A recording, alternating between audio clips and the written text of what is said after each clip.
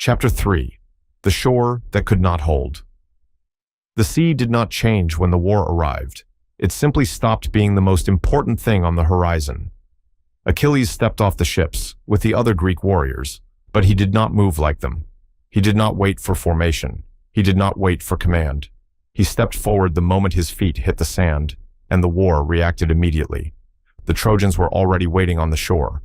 Their line was formed before the Greeks fully landed. Shields locked, spears angled forward, disciplined and ready. This was not a surprise attack. It was a controlled interception, and it was already shaped by commanders who understood war as structure, not chaos. At the far edge of the Trojan formation, Hector observed everything without moving unnecessarily.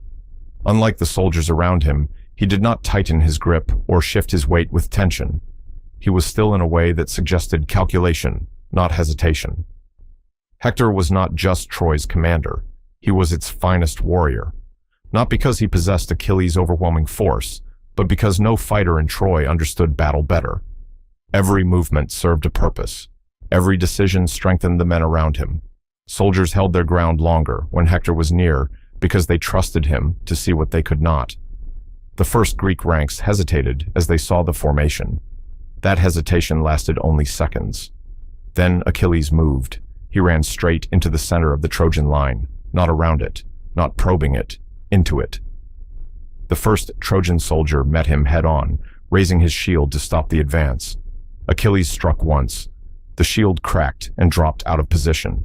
The man behind it was gone from the fight before he understood what had happened.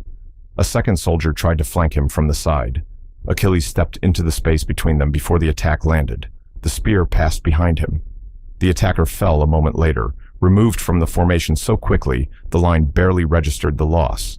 A third soldier attempted to hold position and stabilize the gap, but the gap widened faster than he could adjust, because Achilles was already past him, inside the formation, forcing the line to split, just to accommodate his presence. Within moments, the Trojan formation stopped behaving like a line. It became fragmented clusters trying to respond to a force that never stayed in one place long enough to be countered. Behind Achilles, the Greek army surged forward, but not at full speed. They were watching, because this was not normal combat.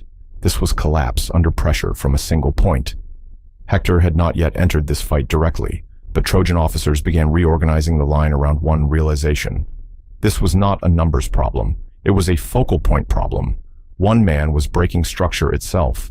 The Trojans tried a different approach. Instead of holding a single line, they shifted into smaller coordinated groups. Tight spacing, controlled engagement. A system designed to remove advantage from speed alone. It worked for approximately 1 minute. Then Achilles adapted without hesitation. He stopped meeting force head-on. He started removing the center of each group before coordination could complete. One unit lost its leader mid-step. Another lost its anchor before the attack fully formed. Another broke apart simply because the space it needed to function was no longer stable. The Greeks finally advanced fully, not because they were ordered, because resistance was no longer structured enough to hold them back. Within a short time, the shore was secured, not through a single decisive moment, but through continuous collapse of every system that attempted to contain Achilles' movement.